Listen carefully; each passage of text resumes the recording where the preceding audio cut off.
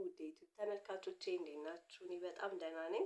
ዛሬም እንግዲህ በአዲስ ቪዲዮ ተመልሼ መጥቻለሁ። እንደምትሰሙኝ ደግሞ ድምፄ ትንሽ ያዝ አድርጎታል። ጉንፋን ይዞኛል። ኃይለኛ ጉንፋን ነበረ እና ለዛ ነው ይቅርታ መጠየቅ እፈልጋለሁኝ። ዛሬ እንድንማማርበት የመጣሁት ርዕስ ምንድን ነው? ከዛሬ 10 ዓመት በፊት እንዴት ነበርን ብላችሁ ታስባላችሁ ብዬ አስባለሁኝ። እንዴት ነበረ? የሰራችሁት ጥሩ ስራ ካለ ያጠፋችሁት ጥፋት ካለ መማማሪያ ይሆናል ብዬ ስላሰብኩኝ የኔን ህይወት እዚህ ጋር አምጥቼ ሼር ላረጋችሁ ፈልጌ ነው። እንግዲህ ከዛሬ 10 ዓመት በፊት ትምህርቴን ጨርሼ ግራጁዌት አድርጌ ወደ ስራ ዓለም የተቀላቀልኩበት አመት ነበረ።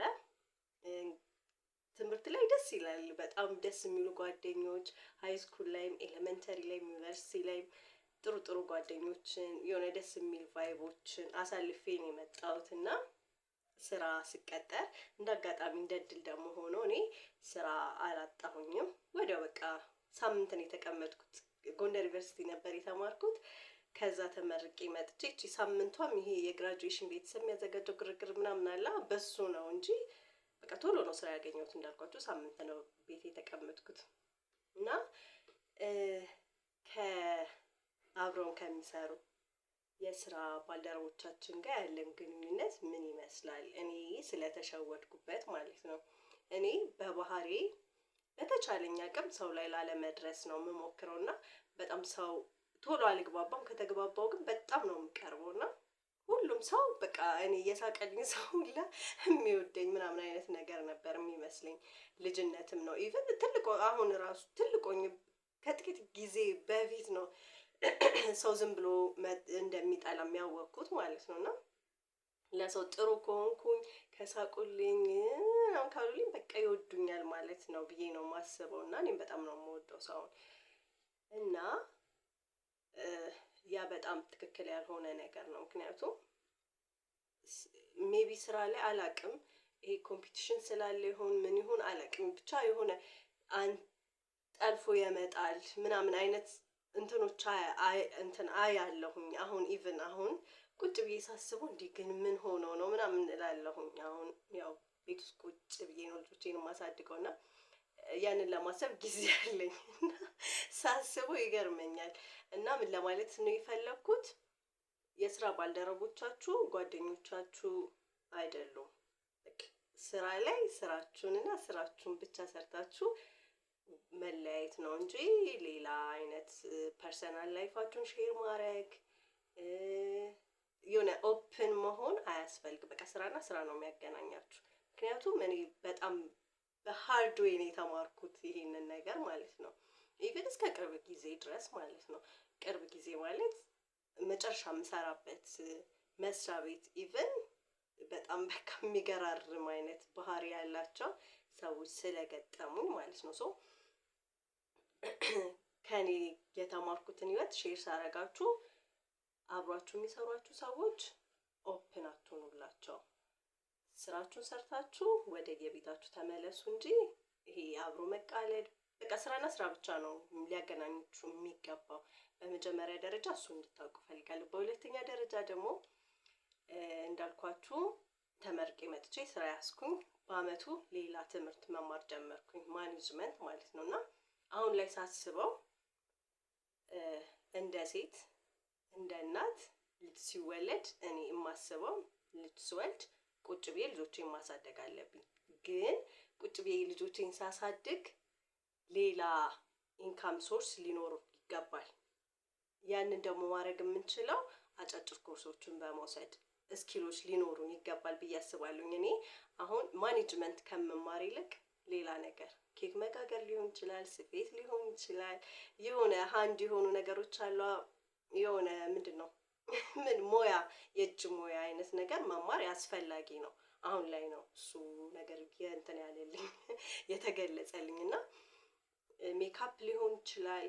ልጆቻችሁን እያሳደጋችሁ ጎን ለጎን የምትሰሩት ነገር ያስፈልጋችኋልና እኔ ማኔጅመንቱን ከመማር ይልቅ ምን ነው የእጅ ሙያ በተማርኩ ኖሮ ብዬ አስባለሁኝ። እና እናንተም ብትሆኑ ትምህርት በጣም ቆንጆ ነገር ነው። ትምህርት ደግፋለሁኝ። ማስተርስ ምንድነው ምናምን እያላችሁ ብትቀጥሉ ቆንጆ ነው። ግን ደግሞ በጎን ለጎን የእጅ ሙያ ብትማሩ ቤታችሁ ቁጭ ብላችሁ ልጆቻችሁን እያያችሁ ልጆቻችሁን እያሳደጋችሁ የምትሰሯት ነገር ኢንካም ትንሽም ቢሆን ስሞል ቢዝነስ የሚባለው አይነት ማለት ነው። ትንሽም ነገር ቢሆን ቀስ እያላችሁ እያሳደጋችሁት የምትሄዱት ነገር ብትማሩ በጣም ቆንጆ ነው። አሁን እኔ እህት አለችኝ፣ ታላቅ እህቴና ማስተርስ አላት፣ ኢንጂነር ናት እና ልክ ልጇን ስትወልድ የእጅ ሙያ ተምራለች፣ የልብስ ስፌት ማለት ነው። እና አሁን ልጇንም እያሳደገች ልብስ ስፌቷንም እየሰራች ራሷን እንትን ትላለች። የሆነ በቃ አይምሮዋን የምታሳርፍበት ነገር አለ ማለት ነው። ሶ እናንተም ብትሆኑ ከኔ ከታላቅ እህታችሁ ሙያ ነገር ብትጨምሩበት የሆነ ፍላጎት ያላችሁ ነገር ላይ ብትሳተፉ በጣም ቆንጆ ነው የሚሆነው። ምክንያቱም ይሄ የቀለም ትምህርት ብቻ እንትን አይላችሁም። የቀለም ትምህርት ስትማሩ የሆነ ተቀጥራችሁ ትልቅ ካምፓኒ ምናምን ካልመሰረታችሁ በስተቀር የሆነ ይከብዳል አይደለ? እንዲህ አይነት ሙያዎች ደግሞ ሲኖራችሁ ስሞል ቢዝነሳችሁን መስርታችሁ ቤት ውስጥም ቁጭ ብላችሁ መስራት ትችላላችሁ። ትልቅዬ ትንሽዬ ሱቅም ከፍታችሁ መስራት ትችላላችሁ። እና እንዲህ አይነት ነገሮችን ብትማሩ እንደኔ ከኔ ጥፋት እንድትማሩ ነው ሼር ማረጋችሁ ማለት ነው። በሶስተኛ ደረጃ ደግሞ ልጆችን ቤት ቁጭ ብሎ ማሳደግ። እኔ ኦልሞስት አሁን 4 አመት ሆኖኛል። ትልቁ ልጄ 4 አመት ሆኖታል እና ልጆቼን 2 ናቸው። ቤት ውስጥ ነው ቁጭ ብዬ ማሳድገው። በዛ ደግሞ በጣም ደስተኛ ነኝ። መጀመሪያ ላይ ኦፍ ኮርስ ይከብዳል። ወልጄ እንደተቀመጥኩኝ በጣም ይጨንቅ ነበረ። በጣም ነው የሚያስጠላው። ፕላስ ደግሞ እኔ አስተዳደጌ ትንሽ ቀበጥ ብዬ ነው ያደግኩት። ስራ መስራት አልችልም። ቤት ውስጥ እንዴት እንደሚሰራ ልጅ ደግሞ የመጨረሻም ልጅ ስለሆንኩኝ እንዴት አንድል እንደሚደረግ ማብላት፣ ኢቭን ማዘል ስቲል አልችልም። በቃ አላዝንም ልጅ እና እንደሱ አይነት ነገሮችን በቃ ያስጨንቃችኋል። የመጀመሪያ ልጃችሁም ሲሆን ማለት ነው እና ያንን ጭንቀት ግን ታልፉታላችሁ። ፕላስ ደግሞ ልጆች በጣም ቶሎ ነው የሚያድጉት። የሆነ ቀኑ ይረዝምብናል። ቀኑ የምናሳልፈው ከእነሱ ጋር የምንሯሯጠው ብላት ትብላ የምንለው ሲያማቸው የምንሰቃየው ምናምን ነገር ያልፋል። አሁን የኔ ልጅ 4 አመት ሆኖ ትምህርት ቤት ገባና በጣም በቃ ነው የሚገርመኝ። ለዚህ ነው እላለሁኝ አንዳንዴ በቃ ለዚህ ነው ያን ሁላ እንትን ያልኩት የተጨናነኩት ምናምን እላለሁና ያልፋል። እናቶች በተቻላችሁ አቅም ልጆች ከወለዳችሁ ከእናት በላይ ማንም የለም። ምናልባት ህይወት አስገድዷችሁ ከባለቤታችሁ በላይ ኢንካም የምታገኙ ከሆነ ግድ እናንተ መስራት ያለባችሁ ሰዎች ከሆናችሁ ምንም ማድረግ አይቻልም። ነገር ግን ባለቤታችሁ የሚደግፋችሁ ከሆነ 2 ዳቦ በላሽ የማይላችሁ ከሆነ አሁን ቲክቶክ ላይ ያለው አይነት ሰውዬ ካልሆነ ባላችሁ ቤታችሁ ውስጥ ቁጭ ብላችሁ ልጆችን ማሳደግ በጣም ቆንጆ ነገር ነው። ላበረታታችሁ ፈልጋለሁ። ቁጭ ብላችሁ ስታሳድጉ ደግሞ ጡት ማጥባት በጣም እንደ ግዴታ አድርጋችሁ እንድታስቡ።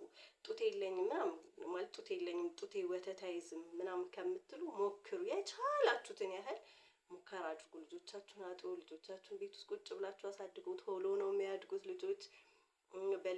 በእናት ያደገ ልጅ እና በሰራተኛ ያደገ እኩል አይደለም። በጣም ልዩነት አለው። ራሳችሁ ስለ ስርዓት እያስያዛችሁ እየተቆጣችሁ እየመከራችሁ እየቀጣችሁ የምታሳድጉት ልጅና ሌላ የማታውቁት ሰው ምን ይሁን ምን ትሁን የማታውቁት ሰው ሲያሳድግላችሁ በጣም ዲፈረንስ አለው። ልጅ ደግሞ አንደኛ ከእግዚአብሔር የተሰጠ ስጦታ ነው። ሁለተኛ ነገር ደግሞ ላይፍ ታይም ኢንቨስትመንት ነው። በቃ እድሜ ልካችሁ። እኔ እናቴ አሁን እኔ ትልቅ ሰው ነኝ፣ ልጅ ወልጃለሁ፣ ግን ስቲል ትጨነቃለች ለእኔ። እድሜ ልኳን እስካለች ድረስ ለእኔ ትጨነቃለች። እናንተም ልጆቻችሁ እድሜ ልካችሁ እንትን ናቸው፣ ከእናንተ ጋር የሚሆኑ ናቸው። ስለዚህ እናንተ ቀርጻችሁ ማሳደግ ነው ያለባችሁ እንጂ ለሌላ ሰው ላሳዳጊ ዴይኬር ምናምን ከምትሰጡ በተቻላችሁ አቅም ራሳችሁ አሳድጉና እኔ ልጆቼን ራሴ በማሳደጌ አንደኛ እግዚአብሔርን አመሰግናለሁ፣ ሁለተኛ ባለቤቴን አመሰግናለሁ። እና እንደዛ አድርጉ። እነዚህ 3 እንትኖች ለእኔ በጣም ወሳኝ። እቺን 10 ዓመት ያሳለፍኩት አንደኛ እንትን እንዳልኳችሁ የተማርኩበት ኦኬ እንዲህ ማድረግ አልነበረብኝም፣ ይሄንን ነው ማድረግ የነበረብኝ። እናንተም ከኔ ካሳለፍኩት ነገር አንተን ብላችሁ እንድትማሩበት ነው እዚህ ላይ ያመጣሁት ማለት ነው። ሶ በተቻላችሁ አቅም እነዚህን ነገሮች ከራሳችሁ ህይወት ጋር